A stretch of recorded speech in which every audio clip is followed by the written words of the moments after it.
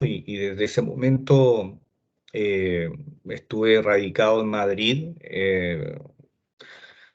Nada, como se dice, quemándose las pestañas, estando, aprendiendo mucho, trabajando mucho, ¿no?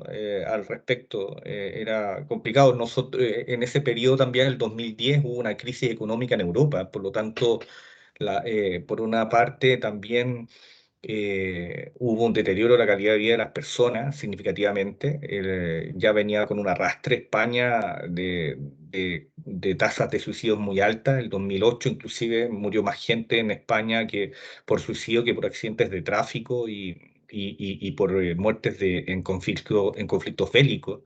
Entonces había una gran preocupación y la crisis del 2010 no hizo más que exacerbar los indicadores y el aumento del comportamiento suicida en general de la población. Algo que la comunidad de Madrid preocupaba bastante en ese entonces era que había un porcentaje no menor de intentos de suicidio que se realizaban en la calle, en el fondo, en lugares públicos. Entonces, de ahí surge el código 100, perdón, el código 100 como una propuesta de intervención, de intervención que se le propuso a la Comunidad de Madrid por parte de este equipo para poder hacernos cargos en el fondo de lo que era esto una preocupación. eh, Habían muchos lugares, muchos hotspots en el fondo también en Madrid, que después fueron intervenidos, que son puentes, que son lugares de altura, en el fondo donde muchas veces las personas lo utilizaban para lanzarse al vacío. Entonces, por lo tanto, había que generar, además de limitar el acceso a esos espacios, qué hacíamos con las personas. Entonces, eso fue lo que surge, esto surge como una demanda del entorno respecto a una problemática específica, muy puntual, que era comportamiento social en lugares públicos. Ahora, algunos aspectos generales, lo que yo le señalaba recién, en la tasa anual de intentos de suicidio en Madrid ya era alto, son 225 por cada 100.000 habitantes, y aproximadamente los intentos de suicidio en España, en el fondo, eran 120.000. En general, los datos del suicidio, si los datos del suicidio son eh, eh, llamativos o negativos, no sé cuál es el mejor de los términos, en general la situación es peor. Si la situación no es buena, es mucho peor de lo que es realmente, porque en general existe una subestimación de los datos de suicidio. En general hay fallas en los registros, por distintas razones hay fallas en los registros. De hecho, en España y en general se estima que hay una infraestimación del 20% de los datos que hoy manejamos de suicidio. No son lamentablemente datos también muy actualizados. Yo quiero hacer el nexo aquí en Chile, respecto a lo que señalaba anteriormente. Nosotros en Chile mueren aproximadamente 1.840 personas anualmente por suicidio. El año 2017 en Chile murió más gente por esta causa que por accidentes de tráfico, que eso es algo, la verdad, bien alarmante. Y en general se estiman 36.000 intentos de suicidios al año en Chile. Entonces son datos que proporcionalmente son bastante urgentes de abordar. El suicidio tiene costos emocionales, individuales, tiene costos familiares, sociales y también económicos. Y son estas dimensiones las que hacen también que, que hay una necesidad importante de poder reducirlo. Insisto, para prevenir la muerte, estas son enfermedades no naturales, no transmisibles y que que pueden ser prevenidas de muy buena manera en el fondo. Algo ocurrido que no hemos sido capaces en el fondo de pensar estrategias de prevención que puedan disminuir las tasas de suicidio. En Chile y en el mundo, en los últimos 50 años, las tasas de suicidio en general no han declinado mucho, se han mantenido relativamente estables, lo que ha hecho pensar para muchos que ha sido un fracaso por parte de la comunidad científica el intento de reducirlo. La capacidad también predictiva de los modelos que se han construido, en el fondo, también han sido bastante bajas, por lo tanto, ahí también hay otro punto débil dentro del desarrollo del estudio en conducta suicida. Lo único que hay consenso es que los intentos previos son el factor de riesgo para un suicidio consumado más importante. Es decir, si ustedes me apuran y dicen, bueno, cuando yo evalúo a alguien, cuáles son los aspectos, qué instrumentos, qué elementos tengo que yo considerar, bueno, por sobre todo que haya una historia de intentos previos. Eso de por sí transforma a esa persona en una situación de mayor riesgo que cualquier otra que no haya hecho un intento previo. Ujú. Em, Nosotros en la bibliografía o en la evidencia que hay, en general, hay estrategias de soporte sin intervención que se llevan a cabo con los intentos de suicidio, intervenciones intensivas centradas en los pacientes y también unidades de crisis que son permanentes. Por lo menos en Europa, a diferencia de Chile, hay unidades de crisis y hay unidades de psiquiatrías de turno, en el fondo, permanentemente. Uno tiene en urgencia un psiquiatra. Independiente del hospital, independiente de la condición, siempre hay un psiquiatra, como cualquier especialidad, hay psiquiatras de turno, lo que hace también que muchas veces existan y sea más fácil organizar estas unidades de crisis. En nuestro país son escasas las urgencias psiquiátricas. Entiendo yo que en Talca hace un par de tiempo, hace un año y medio aproximadamente, hay psiquiatras de turno. Los fines de semana, no sé si los fines de semana aparentemente, y yo trabajo también con un equipo del Hospital Higueras de Talcahuano, que ellos sí tienen una urgencia psiquiátrica, y es probablemente uno de los centros de mejor referencia en el ámbito de la salud mental de Chile, mejor evaluados además. Ahora, la urgencia, las urgencias son la puerta de entrada al sistema de cualquier paciente suicida. Por lo tanto, esta intervención estaba en el fondo considerando este foco y este elemento sustancial. Por lo tanto, la coordinación de este proyecto del Código 100 incluía en el fondo los servicios de urgencia, eran fundamentales en el fondo.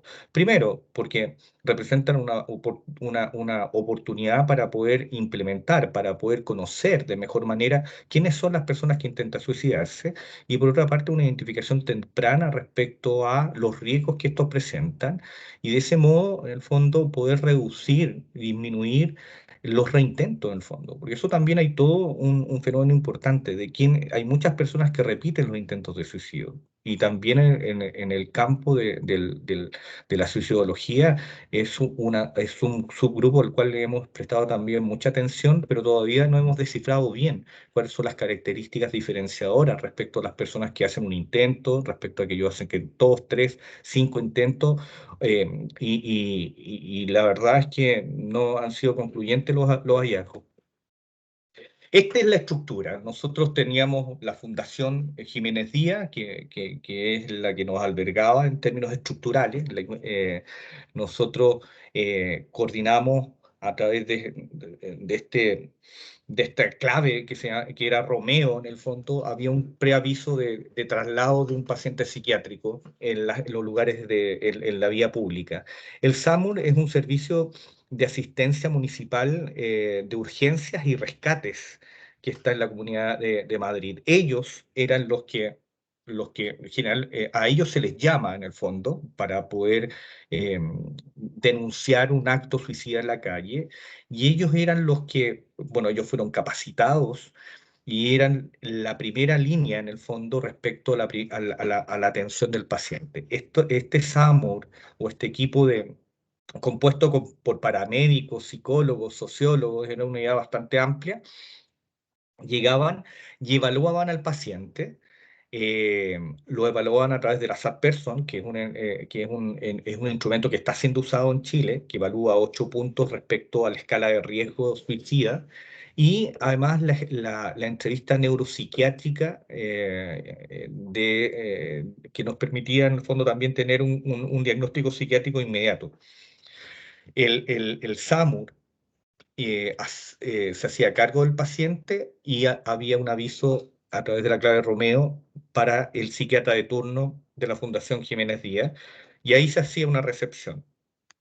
Ahí, en ese entonces, yo estaba también en la primera línea porque cuando llegaban los pacientes a la urgencia, los pacientes se estabilizaban y como son hospitales que tienen un fin de investigación, de inmediato se iniciaba la investigación con ellos.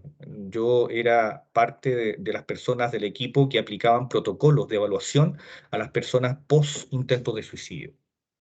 Entonces se hacía como todo no era un screening, ¿ah? Era una evaluación muy larga, de hecho duraba aproximadamente una hora 30 minutos la evaluación que se hacía a los pacientes antes del alta y antes de su propia derivación, en el fondo.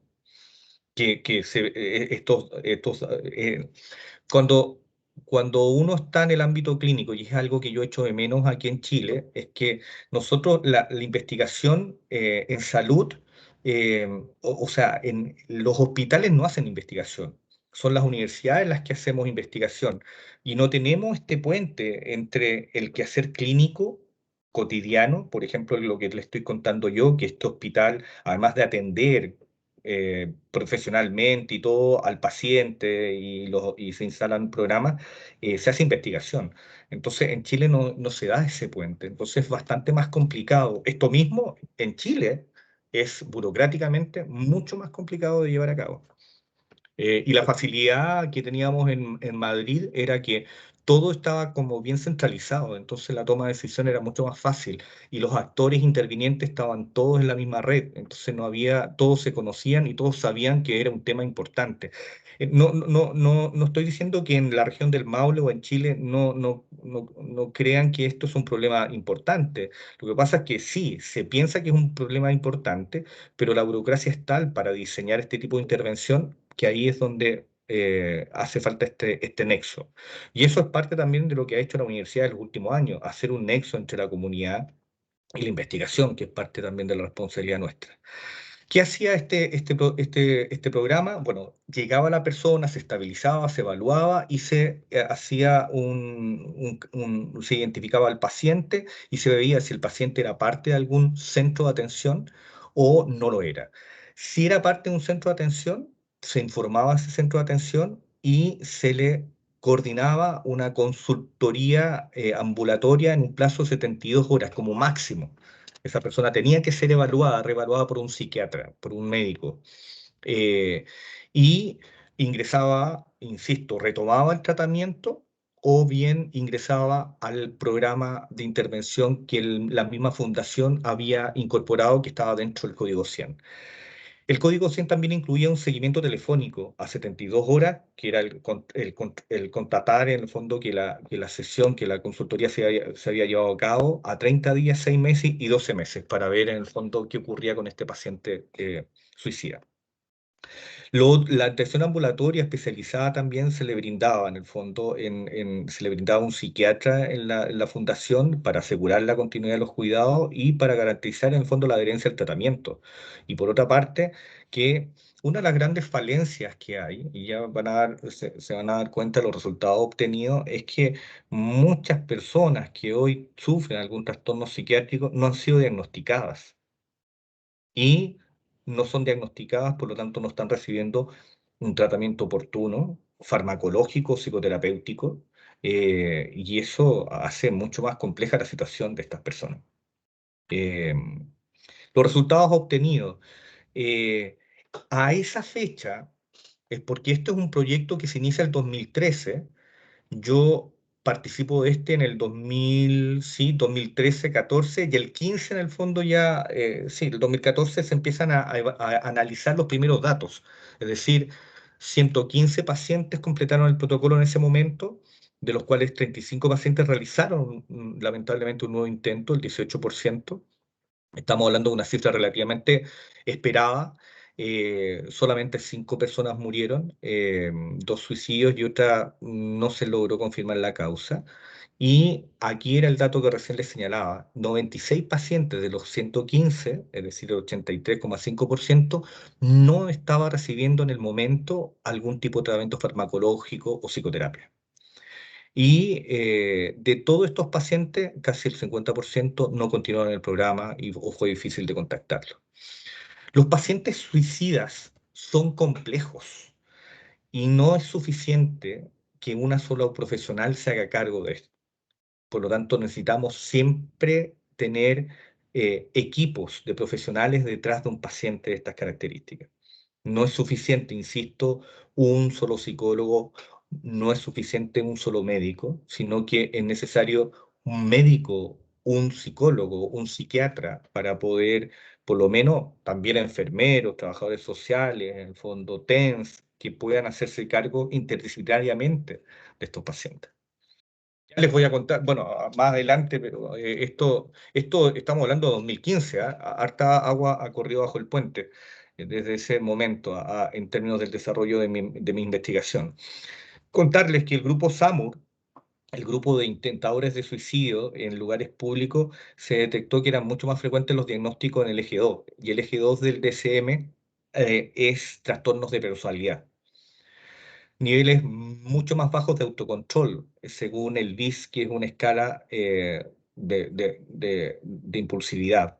En general, en la población en general, del total de la muestra analizada, 74 pacientes respondieron al seguimiento a los 6 meses. Y eso fue, la verdad, bastante exitoso a ese momento, a esa fecha, porque además son pacientes, como les señalaba, complejos y en general tienen una baja adherencia a los tratamientos.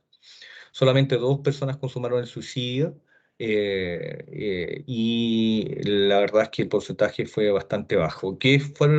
¿Cuáles son las conclusiones que nos arroja este programa? Este programa fue reconocido, por la Comunidad de Madrid, por el municipio. El municipio es como la comunidad, así se denomina, de Madrid, por el aporte en un tema muy sensible en ese momento. Y lo que pudimos concluir, primero que todo, que el riesgo suicida requiere en el fondo, en general, los pacientes, sobre todo en el caso de los pacientes atendidos en la vía pública, que tienen características bastante específicas en el fondo y por lo tanto diferenciadoras. Y es necesario hacer una evaluación sistemática de los pacientes y hacer un seguimiento intensivo en el fondo para desarrollar estrategias de intervención. Lo más probable es que esta conclusión hoy es extrapolable en el fondo no solamente a los pacientes atendidos en este proyecto, sino que en general es necesario, por sobre todo, seguimientos post alta en general a los pacientes. En general, también estos tipos de pacientes que intentaron quitarse la vida fuera de sus domicilios presentaron una mayor severidad de acción y pensamiento suicida, y, como señalaba anteriormente, fueron mucho más frecuentes en ellos los trastornos de personalidad, sobre todo los trastornos límites de la personalidad, que se caracterizan por una baja regulación emocional y por lo tanto una mayor impulsividad en el acting out, en el fondo, que ellos llevan a cabo. Nuestros resultados confirman, por lo tanto, un incremento del riesgo suicida y una menor adherencia al seguimiento del grupo de pacientes atendidos en la vía pública, y, por lo tanto, también son personas que tienen un nivel socioeconómico más vulnerable, y esa vulnerabilidad, bueno, aquí hay toda una dimensión en términos de vulnerabilidad, del bienestar, de la red de apoyo. Por lo tanto, se minimizan y aumentan también los factores de riesgo en esta subpoblación, que no fue estudiada en particular o con ese nivel de especificidad, pero claramente el nivel socioeconómico influía, que es una variable dentro de lo que yo les señalaba que estamos haciendo en Estados Unidos. Es como un modelo de determinantes económicos también es un modelo explicativo del riesgo suicida. Estos son datos que de continuidad, conversando con Enrique y en una presentación, él me compartía estos datos.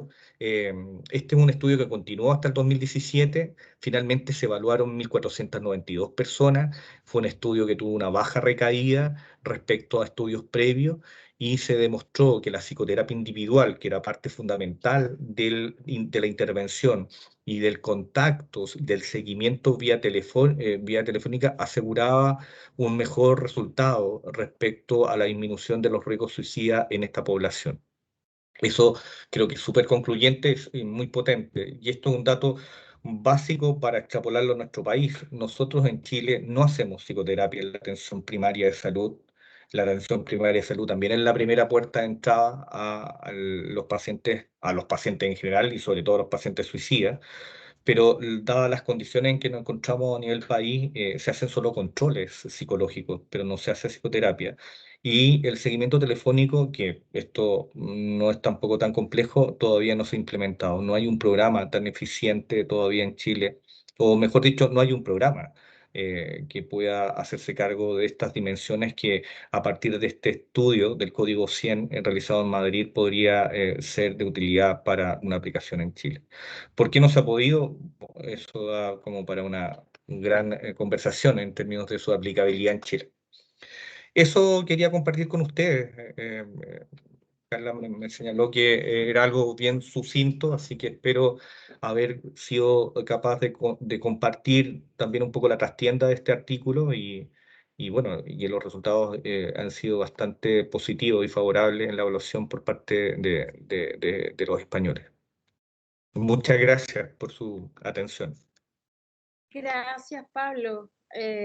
O sea, creo que este es un vistazo súper rico, ¿no? De una temática que justo lo que hablábamos hace un rato, ¿no? En el primer bloque, cómo aquí se conjuga, por un lado, un interés investigativo, o sea, en la medida en que podamos indagar en el fenómeno, ¿sí? Poder tener mayor conocimiento acumulado de cómo se gesta, cómo prevenirlo, ¿cierto? Hay un interés investigativo a la base, pero cómo esto también aporta socialmente, ¿no? Entonces, es un bonito ejemplo, ¿no? De estas dos dimensiones que en la investigación en psicología siempre deberían estar presentes, digamos, el valor social y el valor científico de la pregunta.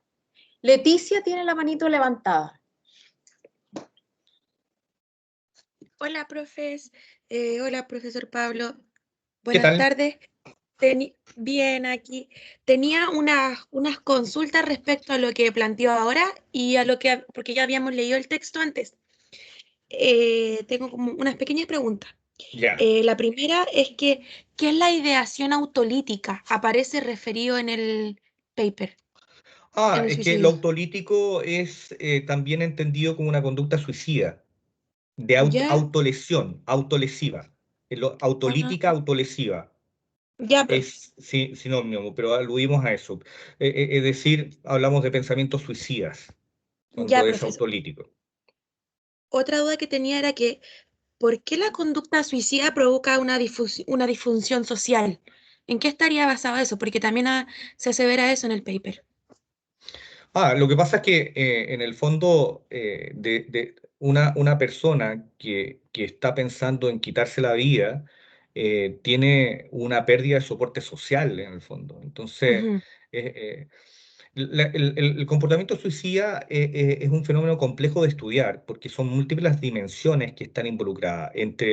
Además de lo biológico, de lo psicológico, de lo emocional, está también la dimensión social respecto a cuáles son los amortiguadores o los buffers en el fondo que hay respecto a cómo una persona se desempeña. Nosotros necesitamos un apoyo social, necesitamos soporte y las personas que están en crisis de estas características pierden un poco el sentido de pertenencia respecto a sus grupos de pares, respecto a su familia. Entonces ahí viene la consecuencia social y a eso alude a la disfunción social que pueda tener una persona con una conducta suicida. ya, profe. Em, el otro que iba a poner, que era mi pregunta, es que igual es como una pregunta súper complicada, pero me llamó la atención que era hijo de lo biológico, porque igual es como súper difícil ponerse en el lugar y pensar qué es lo que lleva a una persona a tomar la decisión de suicidarse y cómo puede influir lo biológico en esto. Si pudiera referir un poco a eso. Bueno, la biología está presente. Hay mecanismos por ejemplo, muchos pacientes depresivos han intentado quitarse la vida y el mecanismo neurobiológico del comportamiento suicida tiene que estar a la base con una reducción de la serotonina, que es un neurotransmisor, y la dopamina y la noradrenalina, sobre todo en este caso la serotonina, aludiendo a trastornos del ánimo. Entonces, al disminuir la serotonina, la persona tiene una menor adaptación a las demandas del entorno, se vuelve más impulsivo, el estrés lo sobrepasa mucho más, está el ánimo depresivo. Además, hay otra dimensión que es la actividad del eje hipotálamo pituitaria adrenal, que eso tiene también mucho que ver con lo que hablábamos recién, con la regulación emocional y cómo dan respuesta al estrés medioambiental. Alteraciones neurobiológicas de ese tipo, en el fondo, generan, en el fondo, esta predisposición biológica al respecto. Inclusive se ha encontrado el gen del suicidio, no hay una base tan clara, pero se denomina triptófano hidroxilasa, que tiene que ver con la proteína que procesa, que metaboliza la serotonina, y se ha encontrado en alguna evidencia que este sería como el gen presente en pacientes suicidas. Pero la verdad es que a la pregunta hay que tener mucho cautela porque no es un determinante. ¿Ah? Hay evidencia biológica, pero indudablemente que el ambiente también tiene mucho que ver en el fondo. No, Sí, no sé si profesor. logro responder. Sí, sí me Vale, respondió súper bien. Y la vale. última pregunta para darle el paso a mis compañeros era que cuando fui leyendo este paper, pero ahora tuve como la contradicción porque yo cuando lo estaba leyendo dije, se fue mucha gente no siguió en la investigación y ahora usted dice que igual gente se quedó, pero ¿cómo fueron trabajando con eso? ¿Cómo podría haberle afectado? ¿Cuánta gente dejó la investigación? ¿Se fue a medias? Mira, por lo menos hasta el tiempo en que yo estuve, a partir del cual yo hice los análisis de los datos de hasta el 2015, lamentablemente los pacientes que perdíamos no los podíamos recuperar porque no o cambiaban de teléfono o no eran habidos tampoco en su red de atención. Acuérdate que más del 85, del 86% de las personas no estaban recibiendo tratamiento de farmacológico ni tampoco psicoterapia. ¿Eso qué significa? Que no estaban insertos en la formalidad del sistema de salud. Entonces, aquel que se perdía era difícil de encontrarlo, la verdad. Eso fue lamentable, pero no teníamos otra posibilidad. Lo perdíamos en ese contexto, en esa circunstancia.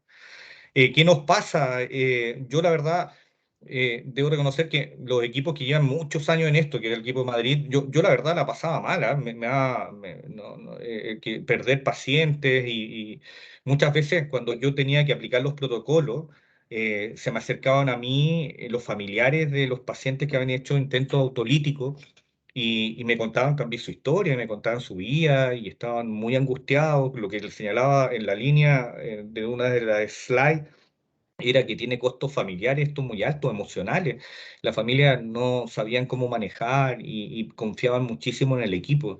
Entonces, que perder un paciente para mí era muy fuerte. Para el resto, la verdad es que estaban más sensibilizados. Ya, Es no, que es una ya, persona que se podría morir, entonces claro, claro, por hoy supuesto. está muy sensibilizado, pero que los demás pierdan eso igual es fuerte. Sí, no te digo que no les importara, pero nada, lo vivían de una manera distinta, pero en general son personas, o sea, que llevan muchísimos años en esto y los moviliza lo que tú señalas, en el fondo, la posibilidad de salvar una vida, porque finalmente eso es lo que ocurre. Si hacemos un buen trabajo, si como ustedes han discutido en clases y lo que Carla comentaba, si nosotros hacemos una buena pregunta, no solamente tiene una consecuencia desde el punto de vista del desarrollo de una investigación. Si nosotros hacemos una buena pregunta, podemos salvar una vida. En estricto rigor, para estos estudios, surgen desde preguntas de investigación. Cuando el equipo se pone de acuerdo, dice, sí, sabes que es un programa que podría ser efectivo conforme a la pregunta que se lleva a cabo, eh, tiene un impacto aplicado muy grande. Gracias, profe. Vale, de nada.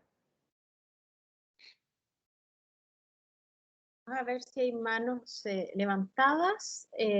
Todos los grupos dejaron preguntas también en el aula virtual hasta anoche Vale. y hay algunas súper interesantes. Bueno, hay algunas que son muy específicas del texto, ¿no? Y que tú las contestaste durante el transcurso de la presentación, por ejemplo, que es el SAMUR, ¿ya? Ah, ok.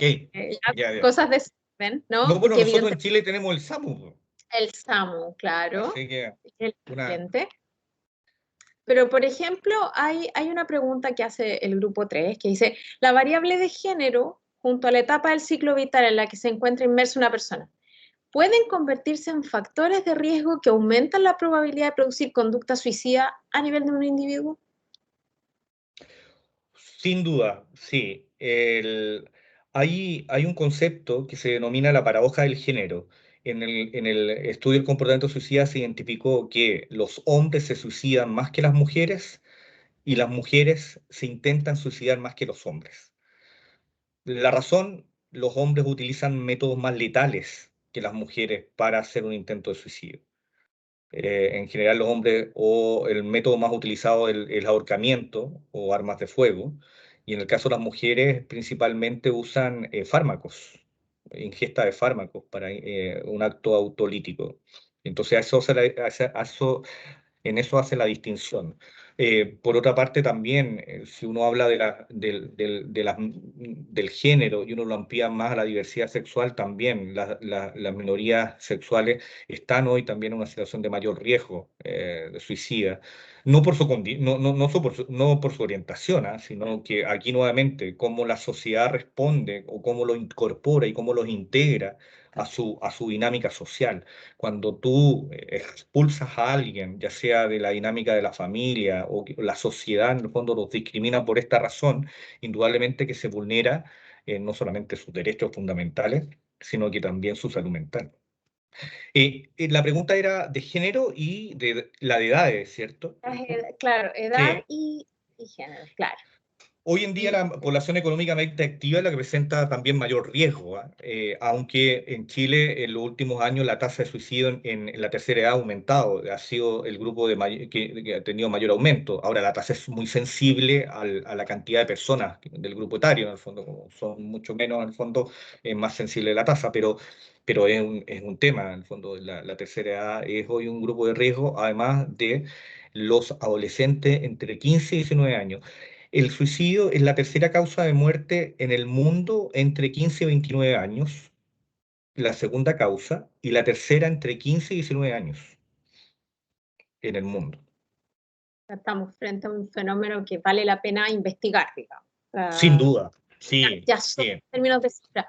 Yo quería aprovechar que lo mencionaste ahí al paso y para la curiosidad de nuestros estudiantes, tú nombraste el tema de el suicidio en minorías sexuales, por ejemplo, y que en estos minutos se está preparando una investigación doctoral, ¿cierto?, en torno a ese tema, ¿no?, con población trans en particular. Lo menciono para que los estudiantes también tengan conciencia de que hay estudiantes un poquito más grandes que ustedes, ¿no?, que son estudiantes del doctorado en psicología, que están interesados también en temáticas de este tipo, y yo los invito también como a tener como las antenas bien abiertas respecto de lo que se está investigando al interior de la escuela, con alumnos de máster, con alumnos de doctorado, que traten de estar alerta también a las invitaciones, por ejemplo, a las defensas públicas, ¿cierto?, a los exámenes de calificación, porque también ahí pueden ver investigaciones que están haciendo alumnos un poco más grandes, ya, a nivel de posgrado, pero para que también tengan la familiarización, ¿no?, de que dentro de la escuela se están haciendo otras investigaciones asociadas al equipo de Pablo, para quienes se interesen por la temática, ¿ya? Yo, al igual que la semana pasada, porque esto no era solo promo para el equipo de motivación de la semana ¿Ya? pasada, sino que para los equipos de investigación de nuestra escuela, los equipos además que están en otras partes, que ya van a conocer las semanas que vienen, de cómo ustedes también, si se interesan por alguna temática en particular, tener al menos un par de autores referenciales a los cuales seguirles la pista, pincharles el academia.edu, el ResearchGate, ¿cierto? Y seguir la producción. De hecho, un tip que puede ser muy útil. Google, en su versión Scholar, ustedes también pueden seguir las últimas publicaciones de un autor que les interese y a ustedes les llega al correo. La última publicación, por ejemplo, de Pablo, Scholar Google les hace el spoiler, les dice, ya, el profesor Pablo publicó un artículo y ustedes pueden seguirlo también en el Scholar Google y le llega al correo a ustedes las últimas actualizaciones de papers, ¿ya? Porque esto se juega en lectura sistemática, ¿ya? O sea, no hay que parar de leer porque todos los días se está publicando algo. Me imagino que para Pablo ha sido también, y eso es una pregunta que te voy a hacer ahora, tú estás en curso haciendo una investigación Fondesit que me imagino que el tiempo de pandemia ha sido un proceso complejo para investigar cuando no se puede tener contacto con los sujetos. ¿Cómo te las has arreglado? Oh, ha sido, sí, un factor de riesgo y de tensión porque perdimos la comunicación en estricto rigor. Hemos tenido que mantenerlo todo online, hemos tenido que hacer cambios metodológicos. Las entrevistas que se hacían antes presenciales hoy se hacen de manera online. Por suerte alcanzamos en el fondo a levantar bastante datos, pero todo ha tenido que cambiar. El comité de ética de la universidad nos pidió también informar sobre cambios metodológicos respecto al efecto de la pandemia. No hemos perdido, la verdad es que yo eso ha sido lamentable porque inclusive cuando a veces en investigación o en las clases uno dice, oye, no, mira, el factor económico influye en una investigación, el tiempo influye y los momentos históricos influyen. Bueno, esto es un momento histórico que ha influido en la investigación en el mundo. Entonces, bueno, y en este caso sí, hay efectos colaterales, estamos muy atrasados, muy atrasados. Pero ahí yo creo que también hay un aprendizaje vicario para nuestros estudiantes de que no hay investigación que no tenga que replantearse a veces en el camino, a veces por factores exógenos. O sea, la investigación está bonita en el papel, está clarísima en nuestras cabezas, pero de repente viene un evento, no importa de qué tipo, ¿no? Estamos pensando aquí pandemia, por ejemplo, pero podía haber sido el estallido social, que de hecho me consta que el estallido social también produjo problemas porque muchos investigadores no podían salir a la calle en algunos sectores a tomar datos.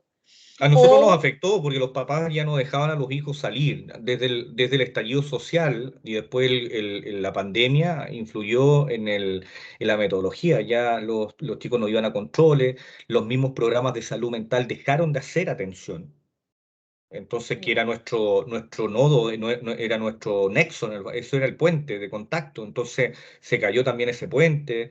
Entonces, quedamos un poco a la deriva y con los teléfonos nada más de los pacientes que lamentablemente también en Chile cambian mucho, sobre todo los adolescentes cambian mucho de teléfono. Entonces, como ocurrió en España, hay algunos pacientes que perdimos, en el fondo, no supimos más de ellos. Sí. y, y bueno, a propósito de eso, porque decía yo, como parte de la experiencia de investigación, que es algo que es importante aprender, o sea, también tener planes de contingencia, que uno Oh, también. es tremendo aprendizaje. Hay muchas cosas que uno mira ahora retrospectivamente y dice, bueno, sí, debía haber previsto, debía haber hecho. O bueno, todo lo que es las plataformas, yo creo que ha sido un aprendizaje para todo, que tú puedes hacer encuestas online, que puedes pedir los consentimientos online, una serie de cosas que antes de la pandemia uno decía, "Ah, ¿para qué si lo puedo hacer presencial?" Exacto, Así claro. que no está asegurado. Sí, ahí hay un giro. Vamos a tener que siempre tener como tú bien señalas, una metodología B. Exactamente. Y bueno, Pablo lo mencionó, que es importante remarcarlo también para ustedes. Cualquier cambio que uno haga de un proyecto de investigación que ya está en curso, tiene que volver a pasar por el comité de ética. ¿Ya? Los proyectos financiados, por ejemplo, con fondos externos, pasan por nuestro comité de ética de la universidad, porque ellos tienen que garantizar que efectivamente los cambios que se realizan no hacen un cambio sustantivo de los objetivos de la investigación y que por lo tanto se va a cumplir con lo que originalmente se propuso, siempre resguardando el beneficio de los participantes. ¿Ya? Entonces, claro, uno puede querer lograr sus propios objetivos, ¿no? Que eran los que estaban trazados, a toda costa, entre comillas, pero evidentemente hay límites para todo y para eso ahí está la vertiente ética de la que hablábamos antes, y es que siempre se antepone el beneficio de los participantes en esto. ¿Mm? Y por lo tanto, cualquier metodología alternativa que pensemos, ¿ah? Para salvar el escollo, aquí pusimos el COVID como un ejemplo, tiene que tener en consideración, ¿cierto?, el bienestar y el beneficio de los participantes. Hay varias preguntas que tienen referencia con el texto en particular, algunas ya las contestaste durante la presentación, otras ya se hicieron en voz alta. Y aquí alguien pregunta, ¿cuáles son los factores psicológicos significativos en la reticencia para la búsqueda de ayuda psicológica en personas con ideación suicida? Para la reticencia, para la no búsqueda. No búsqueda de ayuda, claro. Bueno, lo que pasa es que la búsqueda de ayuda en general es una variable que nosotros también estamos estudiando en el proyecto del Fondesit. Nos dimos cuenta que en general las personas tienden a buscar más apoyo informal en las redes ya sea familias o amigos, ¿ah? Y las redes formales no son tan consideradas dentro de la opción.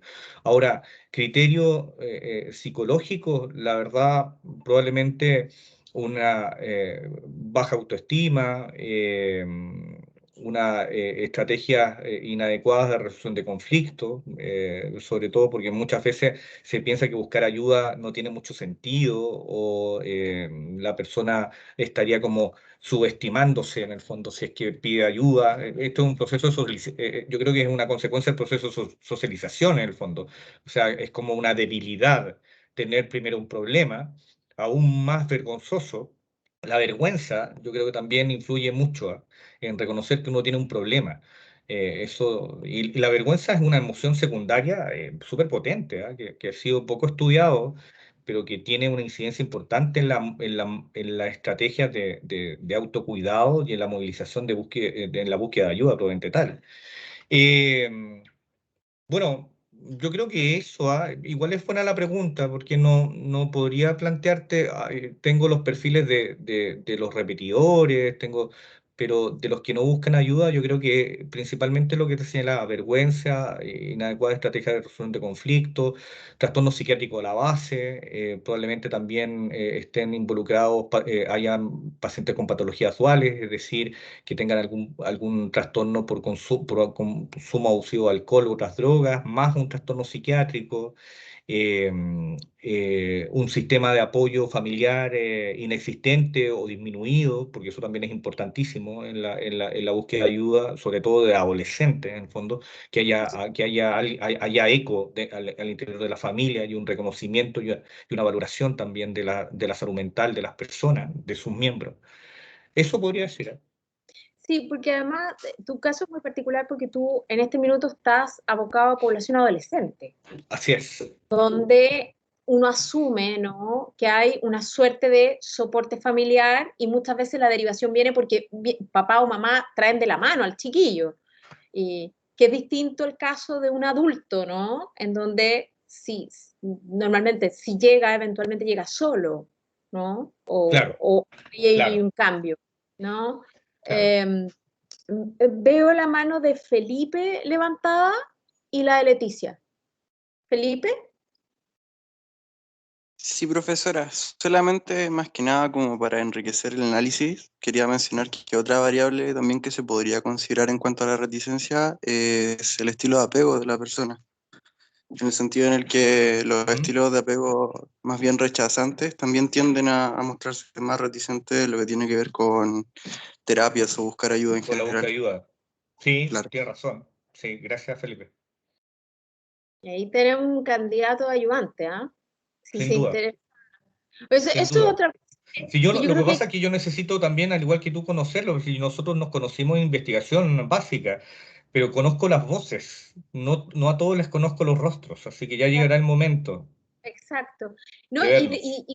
Y contarlo, yo digo así, esto, el tema de los ayudantes, porque otra cosa importante para todos los estudiantes es que todas las investigaciones en curso que se realizan en la escuela muchas veces requieren de tener ayudantes en distintas tareas de investigación. O sea, y un aprendizaje muy valioso es el que uno hace en investigación en el backstage de la investigación, no solamente aparecer en los créditos del paper, sino que en todas las tareas que refieren a investigación, aprender a tomar pruebas, a entrevistar personas, a conseguir colegio, a transcribir entrevistas.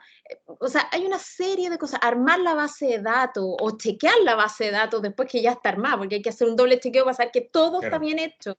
hay distintas tareas, algunas son de gran envergadura, algunas parecen muy pequeñas, parecen poco relevantes, pero en realidad cada tarea en el proceso es súper importante y de eso depende que la investigación de verdad sea de calidad también.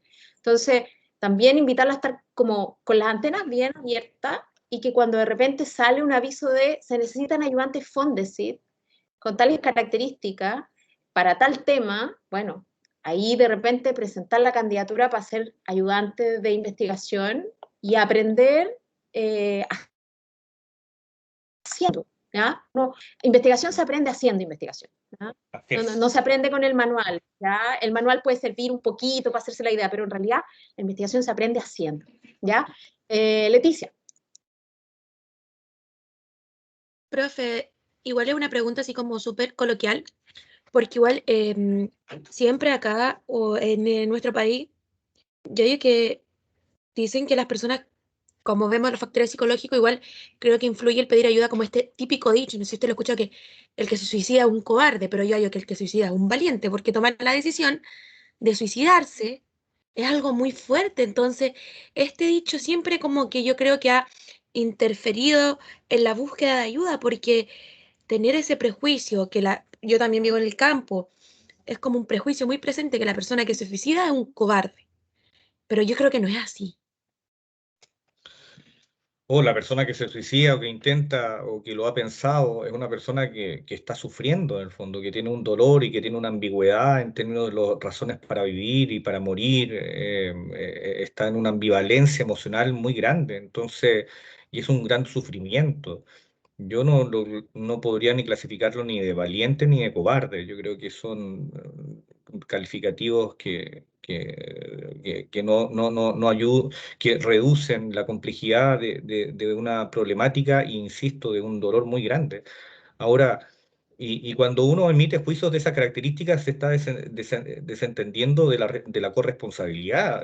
Estas personas cohabitan con nosotros, son parte de nuestra sociedad y por lo tanto nosotros también tenemos cierta responsabilidad en que estas personas lleguen a este nivel de sufrimiento, por distintas razones, como hablábamos, desde el punto de vista de lo social, de lo económico, de lo psicológico, de lo clínico, pero somos igual corresponsables de este mundo en el cual no estamos insertos. Entonces, cuando hay juicios de este tipo de valor, me parece que se desconoce la responsabilidad que tenemos todos en esta problemática. No, es súper importante la reflexión que hace Pablo también, como en términos societales, ¿no? De esto de la corresponsabilidad, de recordar que vivimos en sociedad y que somos una especie gregaria, no es menor cuando estamos pensando en este tema particular, ¿no?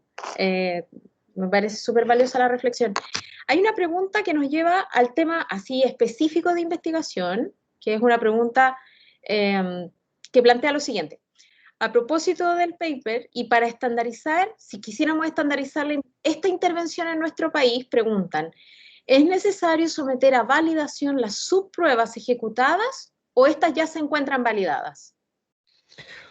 Mira, ese es el gran tema, es una tremenda pregunta. Yo creo que ahí hay un abuso del concepto de validación. Yo creo que hay pruebas, sobre todo cuando tenemos un lenguaje relativamente común, que pueden adaptarse sin ninguna dificultad. Ahora, dependiendo de los baremos, si tienen puntajes de corte, pero la verdad es que, por ejemplo, la entrevista neuropsiquiátrica es una entrevista que está validada en España y que puede ser útil para nosotros como referencia.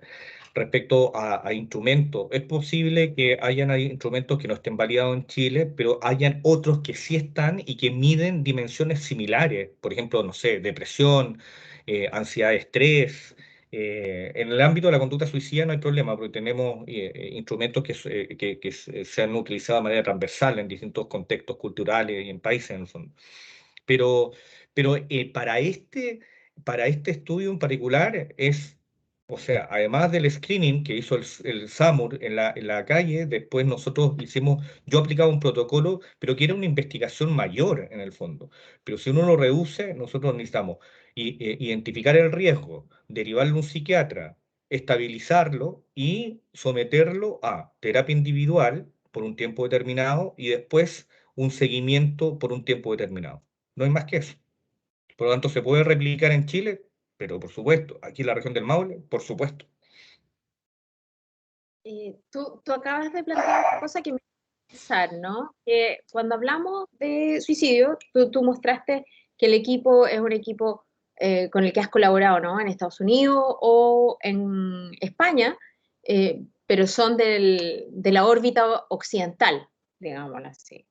Pero lo cierto es que culturalmente, por ejemplo, la cultura del suicidio en Oriente, en Japón particularmente, en algún minuto refirió a una conducta que tenía que ver con el honor.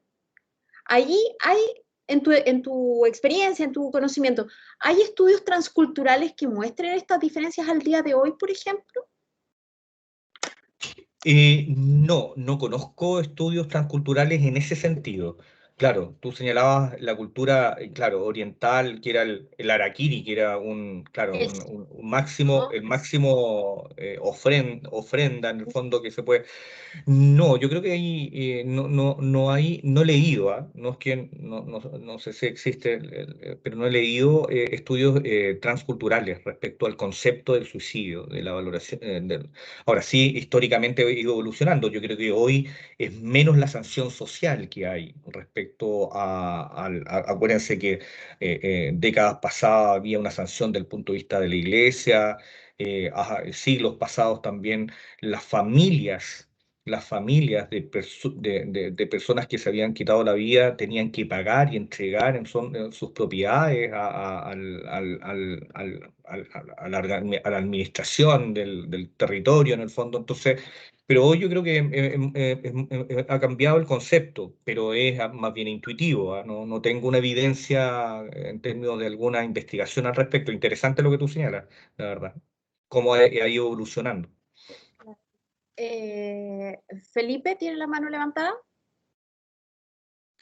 Sí, profesora, decir que, bueno, yo al menos no tengo idea si es que existe investigación en cuanto a eso, pero lo que sí puedo decir es que sí existen autores, más bien en la literatura, que sí tratan esos tópicos como, por ejemplo, Camus. En el mito de Sísifo, él trata los distintos tipos de suicidio, que si no me equivoco eran 4, entre los cuales se encontraba el que mencionó usted, que era el suicidio honorable, y el suicidio que nosotros conocemos coloquialmente eh, por depresión o enfermedades de ese estilo.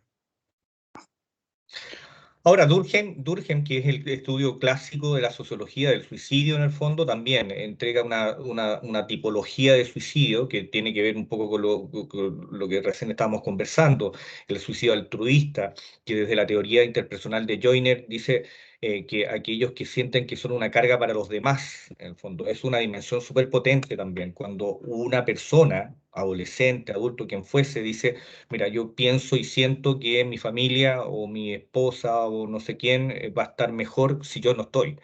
Eso es un suicidio altruista desde el punto de vista durkheimiano en el fondo. Así también otros que dicen, no, la verdad es que lo hago por otras razones, que es un suicidio egoísta en el fondo.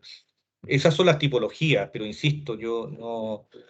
la teoría interpersonal de Joyner es probablemente hoy una de las teorías de moda, entre comillas, que está siendo muy cotizada en el contexto científico, en el fondo. Tiene como está de moda, tiene bastantes detractores. Y hay otros que lo siguen como totalmente ahí con todo el apoyo, abanderados con la teoría, pero es muy interesante. Joyner Pero, desarrolló pero, esa teoría. pero tu punto respecto a la teoría es súper interesante porque en el fondo tú dices, ok, ahí está esa teoría que es una forma de ver el fenómeno y yo puedo tener evidencia a favor o en contra, porque esa es la tarea en el fondo. Una teoría se alimenta de evidencia y se sostiene en base a la evidencia hasta que no venga evidencia contraria que en el Claro. fondo la palme, ¿no? Y digamos, ok, no, se supera la teoría por otra rival, ¿no? Y ese también es o sea, no puedo hacerme el loco, sé que existe, tengo que ver si la alimento a favor o muestro evidencia en contra, pero Sí, no puedo pasar por el lado y hacerme el loco como que no existe, ¿ya? Que esa también es un poco la tarea que tienen hoy día todos los equipos de investigación de este curso, que de algún modo tienen que derivar un constructo, buscar efectivamente en esa pregunta que se están haciendo, ¿qué se sabe sobre el fenómeno? Y una vez que sepan lo que se sabe, ver si efectivamente esa pregunta viene a llenar un vacío y a alimentar eventualmente una visión, ¿no? Lo que llamamos una teoría, ¿no? O un modelo Claro. respecto de ese fenómeno en particular. Entonces, para que vean que en el fondo, esto que hablamos que es muy concreto, ¿no? Porque el tema que el profesor Pablo Méndez trabaja es un tema que nos parece muy concreto, muy de la vida real, pero que también tiene, ¿no? Un corpus teórico importante para poder comprender el fenómeno del suicidio. ¿Ya? No es simplemente pura empatía, digamos, con el sujeto, Claro. sino que también, ¿no? A la base hay un corpus teórico que avala una forma de enfrentar el tema del suicidio. Y que eso también es súper importante no olvidarlo. Gracias a eso, en el fondo, se pueden también establecer pistas, por ejemplo, de apoyo, ¿cierto? O de prevención, porque están basadas en evidencia. ¿Ya? Y eso es súper importante no olvidarlo, que a veces la tentación por ir a trabajar, ¿no? En lo concreto se nos olvida y que esto no puede ser pura buena voluntad. Cuando yo voy al terreno, para muchos de ustedes que a lo mejor tienen esa beta clínica, por ejemplo, ¿no? De ayudar al otro, esa beta clínica tiene que estar alimentada por lo que se sabe respecto del fenómeno. Entonces, siempre volver a la teoría, siempre volver a los estudios empíricos para poder nutrir cualquier intervención que ustedes quieran hacer. Perdón, Natalia. Yo tengo 5 minutos más para estar con ustedes Ahí compartiendo. se Disculpen, me escucha. van a disculpar, tengo otra reunión. No se preocupe, quizá me alcance a responder. Hola, referente Hola. a cuáles son las dificultades que tuvo en esta investigación, así como a nivel equipo puede ser o personal o más general Eh, de la misma investigación. en este estudio, el código 100, Exacto, o sea, referente a esto, es lo que estamos conversando. para mí, la verdad, fue una experiencia muy positiva. La verdad es que trabajar en equipo, fui muy validado. Imagínense, yo también, o sea, yo psicólogo, además extranjero, entonces, la verdad es que recibí un apoyo del equipo en general muy, muy positiva. Siempre hay alguna tensión con alguien, pero es muy menor en el fondo, pero en general muy incluido, y me motivé muchísimo por el trabajo que estaba realizando. Me explotaron, pero agradezco la explotación, pero fue muy grato. Tuvimos también la posibilidad de conversar de lo humano y lo divino también, de tomarnos unos cafés en el fondo, y compartir ahí tiempos con ellos. Así que eso fue muy enriquecedor. Yo creo que lamentablemente cuando volví a Chile me costó mucho la adaptación porque en Chile no estamos acostumbrados a trabajar en equipo, la verdad. Eso creo que ha sido muy difícil. Allá no hay crédito, no hay como un super dios del tema. Aquí hay hay un líder, hay un jefe, que es como cualquier jefe en el fondo, pero que no se apodera de los temas y todo es compartido, mis datos son tus datos, y había todo un tema de convivencia espectacular, y multidisciplinariamente hablando.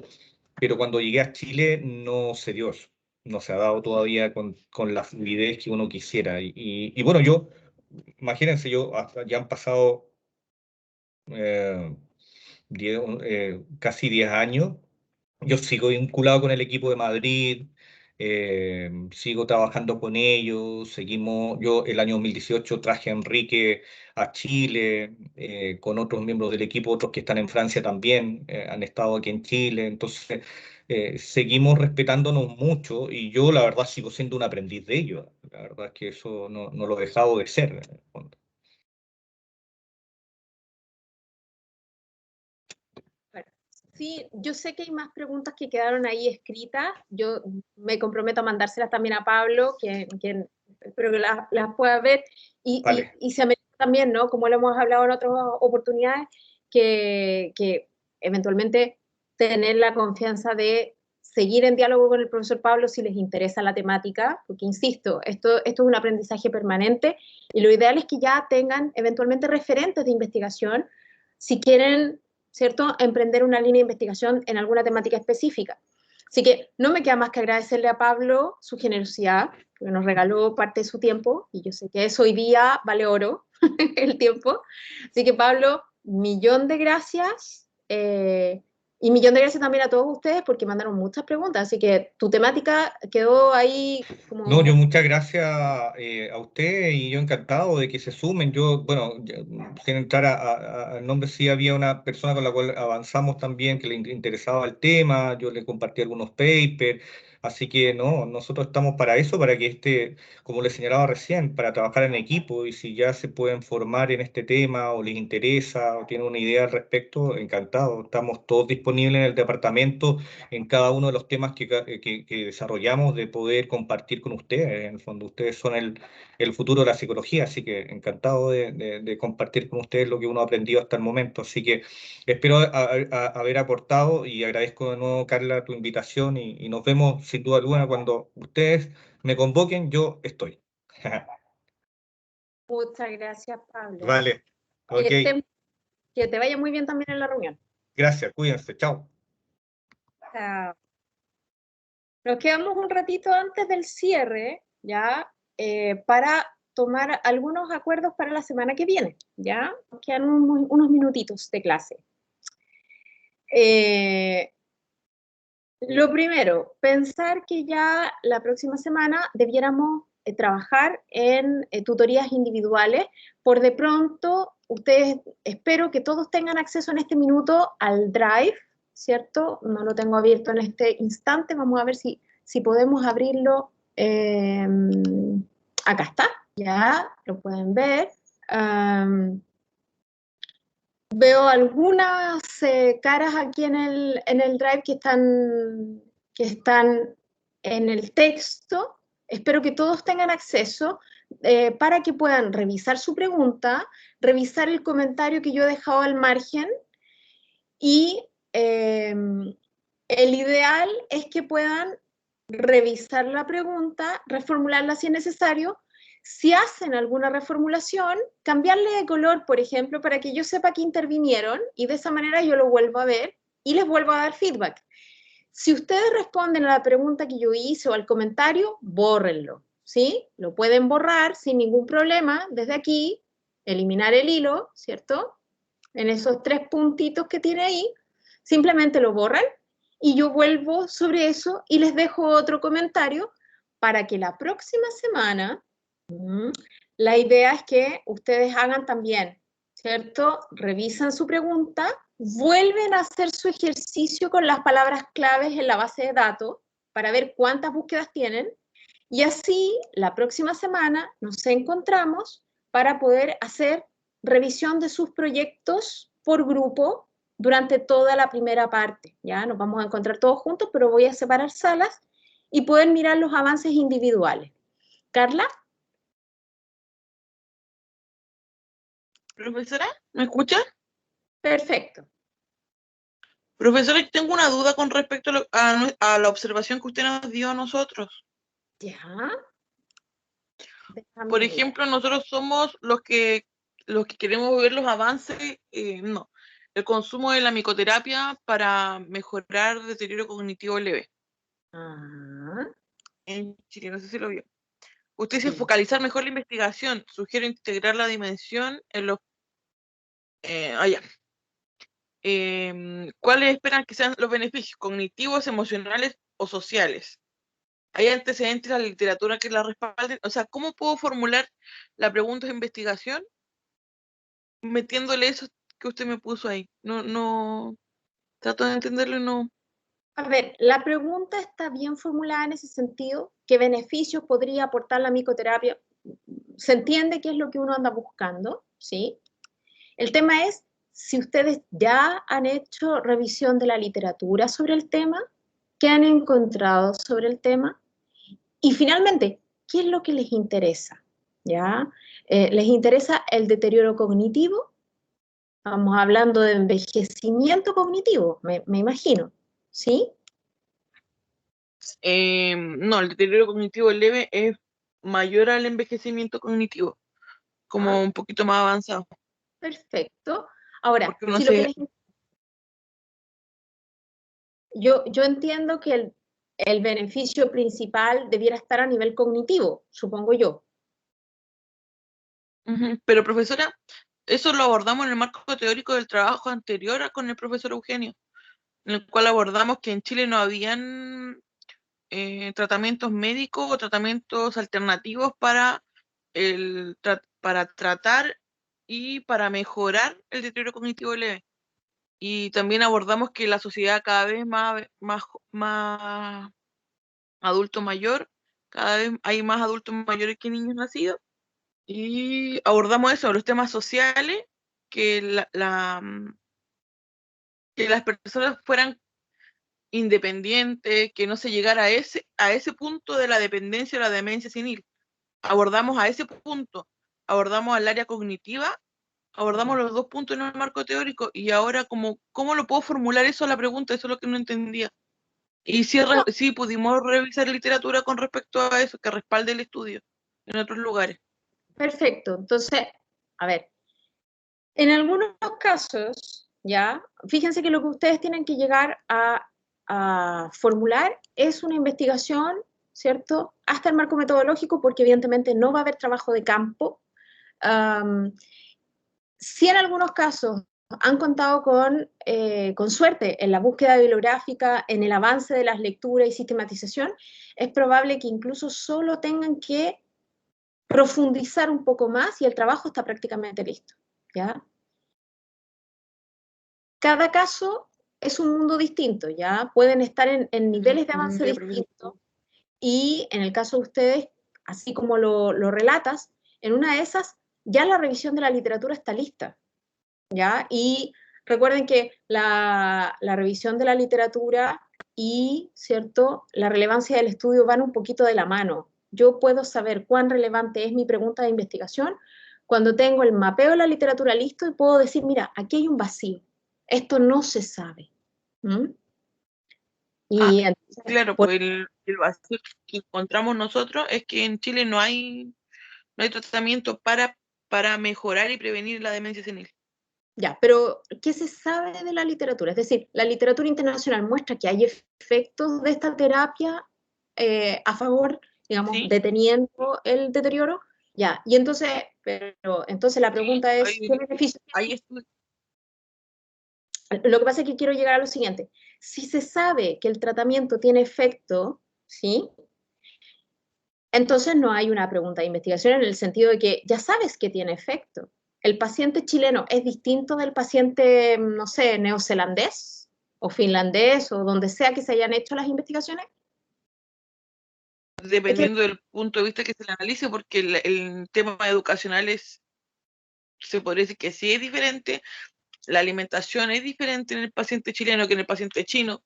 no, pero hay razones teóricas o empíricas para decir que el resultado de una terapia en X parte del mundo, imaginemos en China como tú lo pusiste como ejemplo, que ese paciente chino es cualitativamente distinto del paciente chileno, pues son de la especie humana, digamos, o sea, compartimos con independencia, ¿cierto?, de que yo viva aquí y no viva en, comillas, el primer mundo, técnicamente somos todos humanos. Hay ciertas condiciones básicas que hacen que el resultado que se obtiene en Chile pudiera ser replicable en otro lado, salvo que la evidencia nos diga que no podemos estar seguros de que esta terapia funciona aquí y no allá.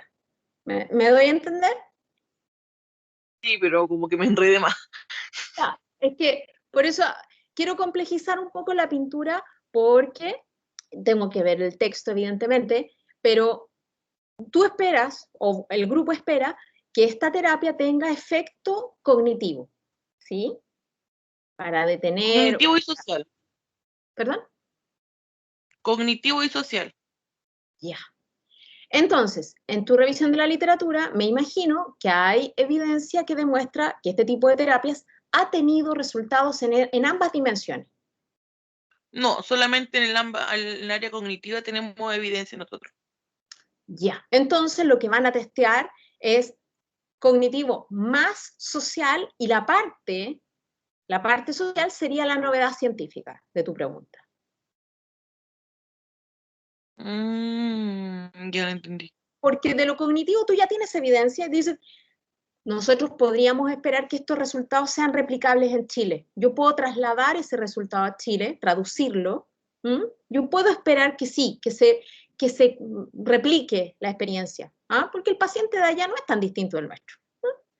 Sin embargo, en lo social no tenemos evidencia y entonces valdría la pena ver si además de lo cognitivo, que esperamos que sea así, que se mantenga el resultado, además eso tiene un impacto en lo social. ¿Ya? ¿Te fijas? Y ese es el plus. Y ahí viene una novedad científica. Entonces tenemos que modificar la pregunta de investigación.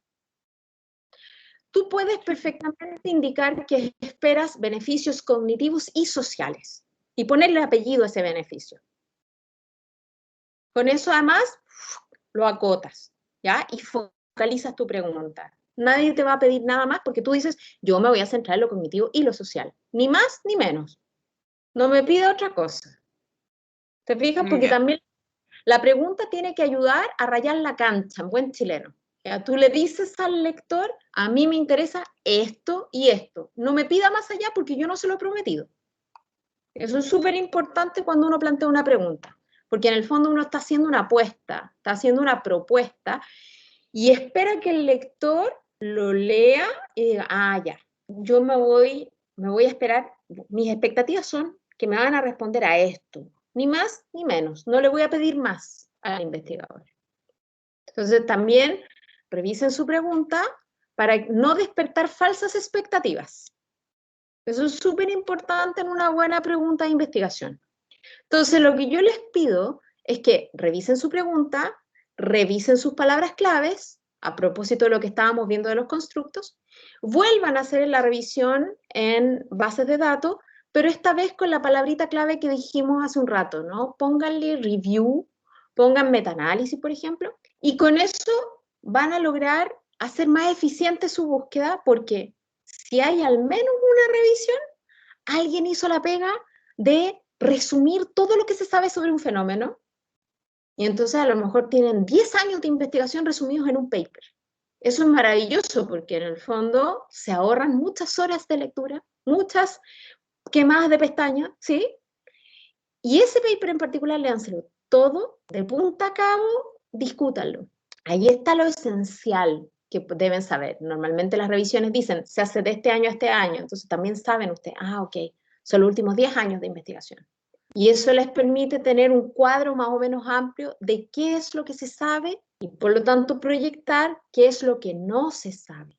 Y donde está lo que no se sabe o lo que no está tan claro, ahí ustedes tienen un espacio donde abrir, ¿no? Y decir, ya, aquí yo planto bandera, desde aquí yo me posiciono y planteo mi pregunta. ¿De acuerdo? Sí, profesora. Gracias. Gracias. De nada, Carla. ¿Alguna otra pregunta? Carla, todavía tienes levantada la mano. No sé si persiste alguna duda.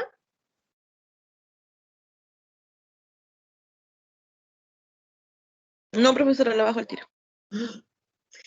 Perfecto. Si no hay más dudas, entonces las tareas serían básicamente esas para la próxima semana. Y evidentemente, las dudas o consultas, los invito a que cuando estén en el documento, vamos a mirarlo desde acá. Profe, disculpe que le interrumpa. Serían reformular nuestras preguntas, lo que necesitamos, agregar esas palabras como review y metaanálisis y poner las búsquedas que nos salen nuevamente.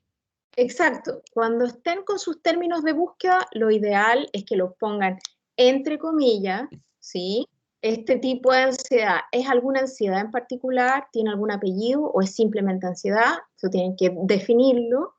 Recuerden el tema de las comillas para poder hacer, por ejemplo, comillas, aquí tienen una en particular, me van a disculpar el grupo 3, me voy a meter aquí con el grupo 3, comillas, bipolar disorder, entre comillas porque es un solo fenómeno, ¿no? El desorden bipolar, ¿ya? Y entonces le pongo and segregation and public health services. Fíjense que Public Health Services debiera estar también entre comillas porque es una sola expresión. Si alguno de ustedes quiere comunicarse conmigo, solo tiene que poner aquí en el mismo texto una arroba, ¿ya? Una arroba y voy a poner acá mi nombre, por ejemplo, y ahí está mi nombre. Si ponen @Carla, fíjense que aparece mi nombre, no sé si alcanzan a ver que se despliega una lista de nombres.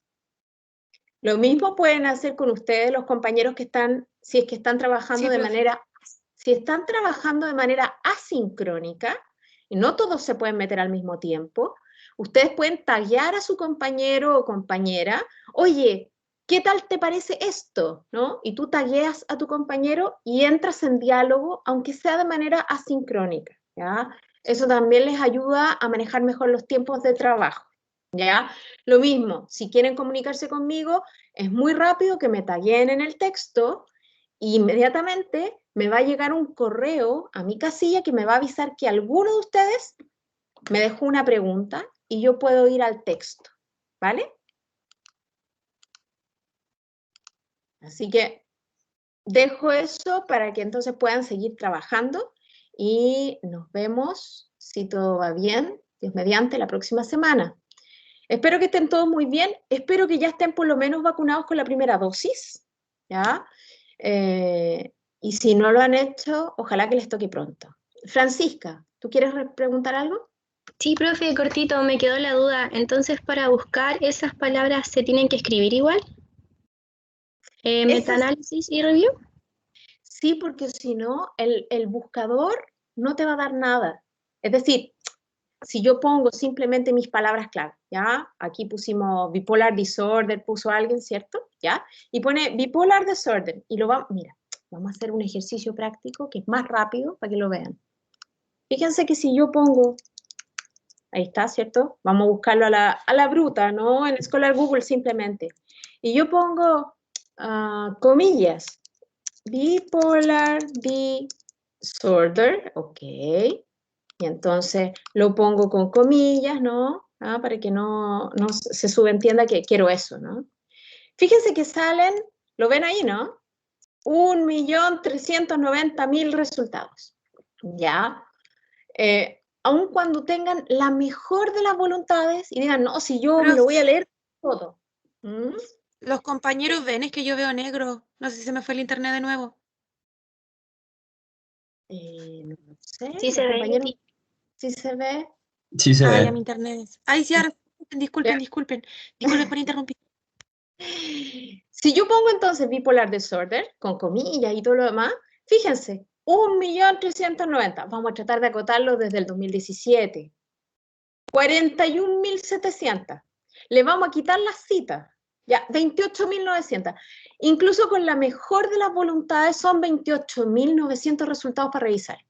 ¿Ya? Y no sabemos todavía si estamos apuntándole exactamente a nuestra pregunta. Vamos a mirar para ver cuál era la pregunta. ¿Ya? Y este era el grupo número 3. Vamos a mirar la pregunta. ¿Ya? ¿Cómo perciben las personas con trastorno de bipolaridad la eventual segregación de los servicios de salud público de la ciudad de Talca? ¿Ya? Ok. And segregation and public service. Public services o health public. Public health, creo que es public health. Search services. ¡Tac!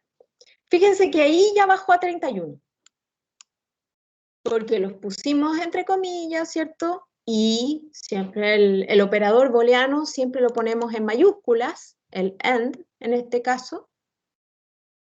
Y cada una de estas expresiones, entre comillas, para que se entienda que es un mismo bloque, ¿ya? Estas son solo las búsquedas en 2017. Si a eso le agregamos la palabra review, ¿ya?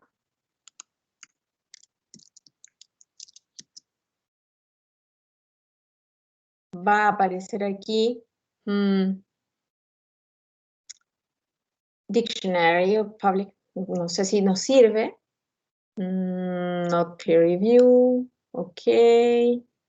Acá, fíjense, comorbilidad, habría que ver dentro, pero habla efectivamente de que hay una revisión de la literatura, habría que ver qué hay, ¿ya? Pero eso permite de algún modo que ustedes vayan acotando resultados, tanto el uso de las buenas palabras claves, poner entre comillas y además utilizar expresiones como review o meta-análisis, ¿ya? 18 resultados con meta-análisis, bajamos de 31 a 18. ¿Se fijan? Cada vez se hace más manejable la cantidad de información. Aquí tienen uno que parece bien interesante. Voy a abrir acá. Y podemos seguir mirando los 18 resultados más abajo. Ya esto lo hicimos evidentemente con Scholar Google, no con WOS, así que puede no ser tan selectivo. Pueden ir a mirar la WOS y Scopus. ¿Ya? Aquí fíjense un análisis del discurso de personas que viven con experiencias, ¿cierto? Experiencias de tipo psicótico.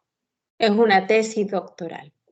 ¿Ya? Quizás ahí aparece algo de lo que a ustedes les interesa sobre el tema de la experiencia de segregación, ¿ya? Por el tenor de la pregunta, a propósito de ustedes, ¿no? ¿Cómo perciben, no? Estamos hablando de la experiencia subjetiva, esto pareciera ser un estudio cualitativo, entonces quizá esta tesis doctoral eventualmente les puede dar pistas de cómo abordaron el problema de investigación. Entonces, de nuevo, el uso de sus palabras claves, el uso concreto de las comillas para las expresiones y el uso de las expresiones review o metaanálisis les puede ayudar a acotar, como se fijaron, que partimos de 1 millón y tanto para llegar a 18, ¿ya? Entonces, nada, desearles que les vaya muy bien en la búsqueda, que si tienen dudas, simplemente me taguean en el texto y yo me entero que necesitan hacerme una consulta. Y como dije anteriormente, me imagino que son del tramo ya de los veinteañeros que están vacunándose. Así que estimularlos a que se vacunen para que ojalá en marzo del próximo año podamos vernos todos las caras. Que estén muy bien, que tengan un buen fin de tarde y, bueno, un fin de la semana que queda, ¿ya? Y nos vemos el próximo miércoles. Que estén todos muy bien. Gracias, profe. Chao. Chao.